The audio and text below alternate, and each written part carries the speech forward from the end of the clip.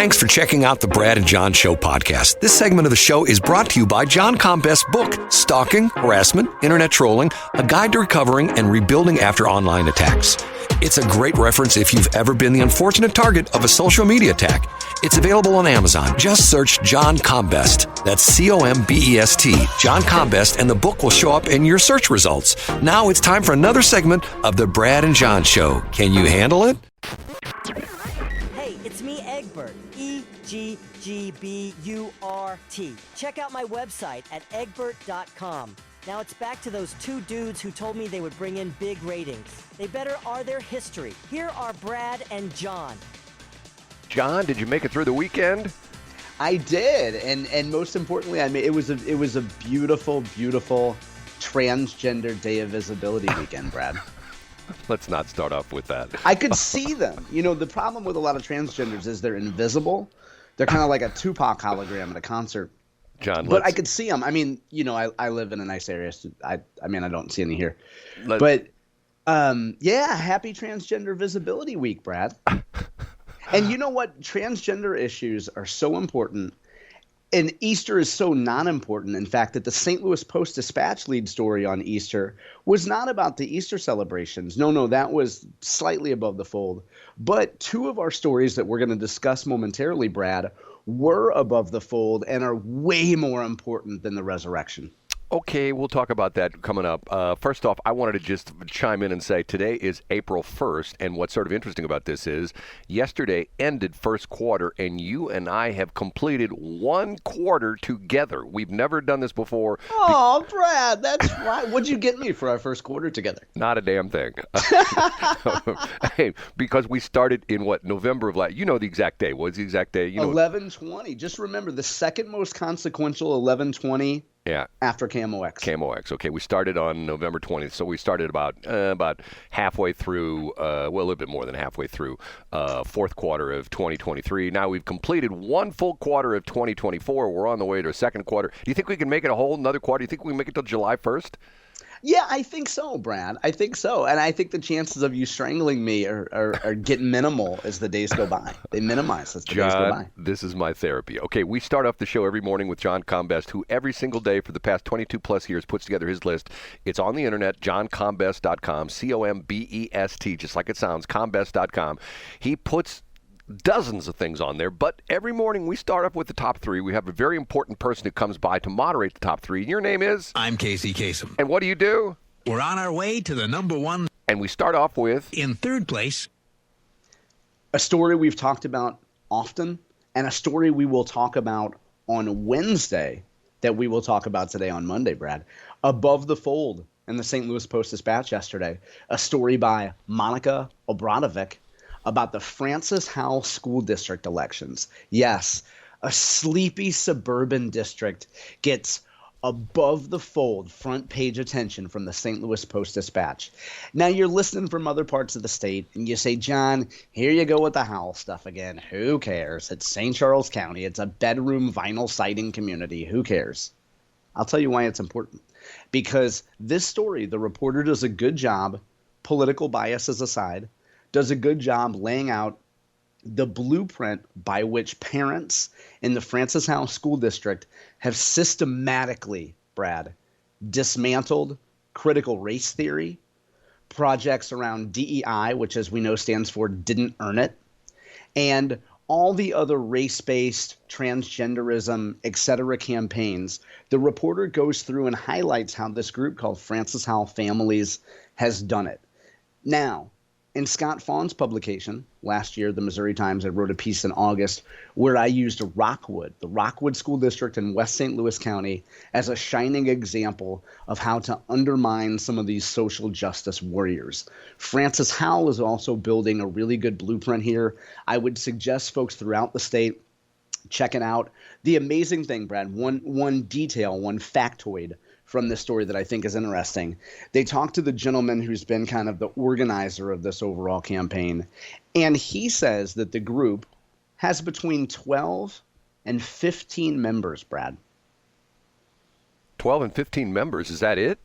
That's it. Now, the reaction I saw, now my first reaction, Brad, was, okay, he's totally slow playing everybody. He doesn't want to, like, he's going to radically underreport his numbers because he doesn't want to seem like he's boasting.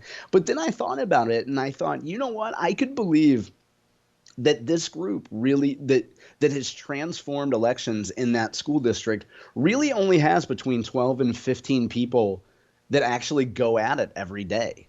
You know, because think of now their email list is probably hundreds, if not over 1,000 people. But among the people that actually put a little bit of work in every day for this effort, I could imagine it's really only 12 to 15, which is, and Brad, I'm a detractor of the general stories that are like, oh, one person makes a difference, because they're usually like liberal SJW rallying cries. But it goes to show if you have a hardcore core of people that get together to fight something, all you really need is about a dozen folks that can really do something. Well, my frustration is, and not that I want to make it sound like I'm trying to put money in my pocket, which I am. I lowered the price of our ads. You got to understand this thing with political advertising. We have to give what we call the best rate to political advertisers. We can't gig them. We can't charge them. Like if everybody else is paying 30, we can't charge them 60, okay? I dropped my rates to $1 a commercial, $1 commercial. Did a direct mail piece to every single person on the list in St. Charles County who is running for all the school boards and stuff like that, okay? I got 2 people that bought ads for $1 a piece. But yet, what do I hear for the past? Matter of fact, they're probably on today as we speak. On 97.1, there's 2, not 1, but 2 Francis Howell School Board members on there. And you know what? Just for grins, I'm going to go on 97.1's website today because you can see exactly how much they paid. You can go on and look what they bought. Right. And I'm thinking to myself, okay, for me, they could have been on for $1 a holler, but yet we cater to that audience, and the sad part of this is, and I'm not trying to make fun of 97.1. I wouldn't do that. But the idea being is that with our other station, our sister station, 107.1, it essentially geographically targets the Westplex area, which includes Francis Howell and Fort Zumwalt and Deschênes High School and St. Charles and Wentzville and all stuff like that. When you're on 97.1, that signal goes into like 16 counties. Okay, so in other words, you've got 15 counties that don't give a rip about the Francis Howell School District, right? Because they don't live there, right?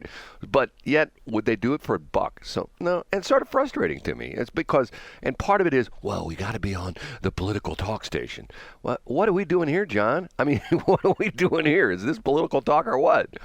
And when did 97.1 start, Brad? Well, the frequency's been around for a long time. It's been through a bunch of different... Okay, we don't need the technical stuff, but they've been doing political stuff for probably 15 years, right? Oh, no, it's over 20. I think 22, 23 years. Okay, so there's a chance, what I'm suggesting here, Brad, is maybe there's a chance that 97.1 has been on a little longer than we started on 11:20. So maybe they have a little bit better name ID. I don't know. Well, but John, once again, guy shows up at your door, okay? He's going door to door, and he says to you, hey. And I don't answer the door, so that's where it stops. And if I get a piece of direct mail, I throw it in the trash. I don't even read it, Brad. Well, maybe that's where my letters went to the people I sent out. So that's number 3 today, Francis Howell School District. Okay, but let me go back to that. I can't leave that said unsaid. Okay. If you do answer the door and the guy says to you, Mr. Combest, I notice you've got some problems with your roof. You know what? This may sound crazy, but you know what? We're a new roofing company, and we believe that word of mouth is one of the best advertising. We'll do your roof for $1. And not only will we do your roof, put a new roof on for $1. No hidden agenda or anything like that. All you have to do is we just want you to come by when the roof is on. We just want to take a picture and a video of you saying, oh, XYZ Roofing Company, they're new to the area, but they did my roof and they did a wonderful job. Would you tell them no? Yes, and I would call Frederick Roofing, and I would call a large conglomerate where I had a guarantee of quality and I wasn't dealing with some flaky startup. And I would say, I appreciate it. Come back to me when you have 100 Google reviews. I'm calling Frederick Roofing or a name brand roofer. Thanks for your time. But the sad part of it is, once upon a time, Gene Frederick was that guy knocking on doors, and people would say, we're not doing business with you. God, that sort of surprised me you say that because of the fact that... For a hole in your roof, for a whole new roof, boop, boop, boop, boop. Frederick Roofing, 645-2000. They advertise on Cardinal games, Brad. Remember that? I think it's 645-3000, but that's a whole nother thing. So that's our number 1 story today. Okay. No, that's number 3. That's our number 3 story today. Good catch, Brad. Up a notch to number 2. House Super Minority Leader Crystal Quade, who's also a candidate for Missouri governor, appeared on Scott Fawn's This Week in Missouri Politics yesterday. She ran through a gamut of issues with Scott: initiative, petition, abortion. Interestingly, one of the more colorful things she said, as prodded by Scott, in which he's very good at this, he asked who she'd rather run against. Who do you think she said she'd rather run against, Brad? Mike Carter. Absolutely not. Nobody wants to run against Mike. He's creative. He's got good ideas. And we won't get on the advertising thing, Brad, because we talked about him in advertising last week. I think we've covered advertising enough by 7-Eleven on Monday. But Crystal Quaid said she'd rather run against Jay Ashcroft for governor. Now, she's said this before. This isn't a surprise. But, she likes the idea of, and she talked about the fact that these are my words, not hers. But, Governor Ashcroft, or excuse me, whoa, that was subconscious. Secretary Ashcroft is what the kids these days call a Nepo baby. He came from famous parents. I imagine would love to juxtapose her hard scrabble beginnings with Jay Ashcroft. Now, we both know that Mike Kehoe also had a rough upbringing. He's a self-made man, much like Crystal Quaid is a self-made woman.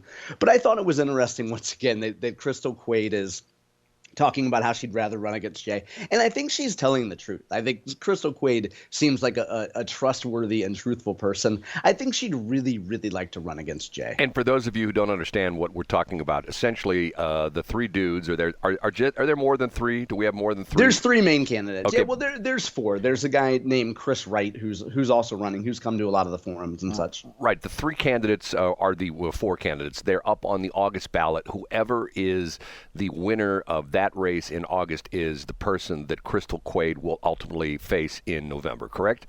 Correct. That's correct. Okay. The number one. The lead story in the Post-Dispatch on Easter Sunday, and I tweeted a photo of the Post-Dispatch front page because they have Easter celebrations barely above the front page, or barely above the fold. The top story involves State Treasurer Vivek Malik. Did you see the story this weekend, Brad? Yes, I didn't read the whole thing, and so he's being declared a slum landlord. Isn't that what the deal is? Yeah, so the story is, and I'd be interested in your take on this, and I think it says a lot, Brad, that you saw it and just kind of skimmed it, because I think that's what most people would do when they saw this. Well, apparently, go ahead, Brad. Let me say this: I didn't see it and just skim it. I saw it, and then I tried to read the story, but I can't because I can't get past the paywall because I don't use the John Combest workaround. Because you know what, that John Combest is this upstart guy in the radio business, and I would rather have, if Jim White had told me the way to get around the paywall, then I would have used the workaround. But no, that John Combest. Now that's funny, Brad. Also, the difference between me and Jim White is I don't go around telling people to visit my website or please use my STL Today workaround. For listeners can go to yesterday to johncombest.com and look, and there's a paywall-free link that I had up yesterday where you can indeed read the whole text. But the short of it is, Vivek Malik's family, according to Vivek Malik, his mother was in charge of a lot of the paperwork and the business side of, it looks like 2 handfuls of properties. It looks like about 10 properties. And by the way, the story was written by Jacob Barker from the Post-Dispatch, who's a really good reporter. And we'll get to why the fact that he's a good reporter is important a little bit later. But Vivek Malik apparently sold these properties, and his family sold these properties prior to him becoming state treasurer. However, the properties still have a lot of problems. Pipes are leaking, as is the mainstream media's want. They find a family that's living in squalor, and then they complain about how bad everything is and how the maintenance company doesn't repair stuff, whatever. And then also the other main parts of the story, though, Brad, that folks who follow politics will notice is that they brought in two political figures that have close ties to Vivek Malik. And one of them is a guy named Nathan Cooper, who's a former state representative who owned a lot of properties and or may currently own a lot of properties in St. Louis City. Nathan was profiled by the Riverfront Times a few years ago because a lot of his properties were allegedly in disrepair. Some of those properties, it would take a long time for the management company to fix issues, whatever. Nathan also ran into legal trouble around 2007 or so about immigration, and he was caught up. I shouldn't say he was caught up. He was a central figure in a lot of monkey business going around about immigration and folks that were in the country illegally. And we can get back to that in a moment. Also, the story ties Vivek Malik to James Harris, who is a longtime political consultant in Missouri. So here's what I think this story is about, Brad. Now, Brad, I'm going to ask you a tough question. I'm going to put you on the spot. Why now? Why is the story coming out on March 31st? Because of Frederick Roofing. Because of Frederick Roofing. Because Frederick Roofing doesn't just rely on direct mail. And they have a long-time name in the industry. Incorrect about Frederick Roofing. Okay. The story is coming out now because yesterday was the last day of campaign finance fundraising for the quarter, Brad. You mentioned how we completed our first quarter together. Right. And on April 15th, every candidate has to report how much money they have in the bank. Vivek Malik had a ton of money and will have a ton of money. If I'm Vivek Malik's primary opponents, a guy named Cody Smith from down in the southwest part of the state, Andrew Koenig from this part of the state, and then a woman named Lori Rook from Springfield. If I'm one of Vivek's opponents and I'm going into a quarter and I'm going to get trounced in fundraising and I don't have a lot of cash on hand, I've been sitting on this story for months. Everybody knows that Vivek Malik is close to James Harris. Everybody knows that Vivek Malik is close to Nathan Cooper. I've been working on this a while, if I'm one of those campaigns, and I package it up in mid-March for Jacob Barker. And I say, hey, Jacob, you know, the slumlords in St. Louis have been a big story. It's been hot news. Every TV and newspapers covering it. Let me tell you a story, and you'll never believe who owns these slum properties. I package it up. I put together a package about Nathan. I put together a package about James, and I'll package it up and I'll send it to the Post-Dispatch and I'll say, pretty surprising that some guy who claims to be an American immigrant story is letting people live in squalor. Then I give Jacob a couple weeks. I know because Jacob is a good reporter and a thorough reporter. He will go through this. He will talk to tenants whose lives have been upturned and are living in a terrible environment with their child, all because of Vivek Malik. And you know what? For the next 2 weeks, every other outlet is going to look into this. And every time they write about Vivek, they're going to say, he's been dogged with questions about rental properties that's family owned. And then in the next 2 weeks, Brad, when campaign finance numbers come out, and Vivek reports a banger of a quarter raising money and has a tremendous cash on hand, every one of those articles will say, but he's been dogged lately with questions about rental properties. So this is how I would do it if I was one of those other campaigns. And by the way, I'm not suggesting that anybody from Koenig's campaign or Cody Smith's campaign did this. I do think that the chance that Jacob Barker woke up one day, Brad, and said, you know what I'm going to look into? I wonder if there's any ties between decrepit properties in St. Louis City and Missouri candidates. There's a 0% chance Jacob woke up one day and just discovered this on his own, Brad. Now, real quickly, I know we're up against break. Here's what I would do. If I was Vivek, I would, first of all, continue to focus on fundraising, remind Republicans that I'm the guy that's got more money than anybody else.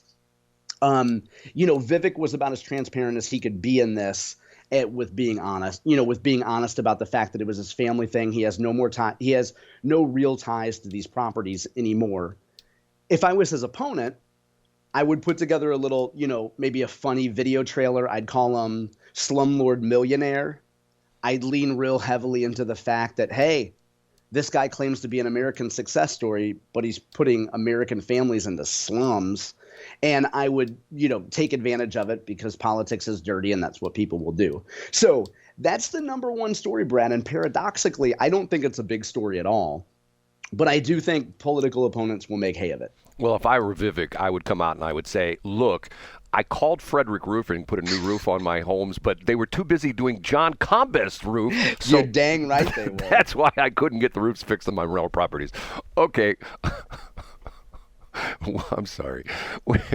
I'm like a dog with a bone sometimes, okay? And I'm looking up the number. It's I'm pretty sure it's 645-2000. It is. It's 645-2000, not 3000. Okay. I don't mean to spike the football, Brad, but that's the number. We have to take a break.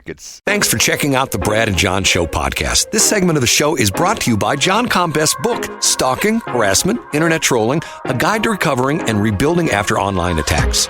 It's a great reference if you've ever been the unfortunate target of a social media attack. It's available on Amazon. Just search John Combest. That's Combest, John Combest, and the book will show up in your search results. Now it's time for another segment of the Brad and John Show. Can you handle it?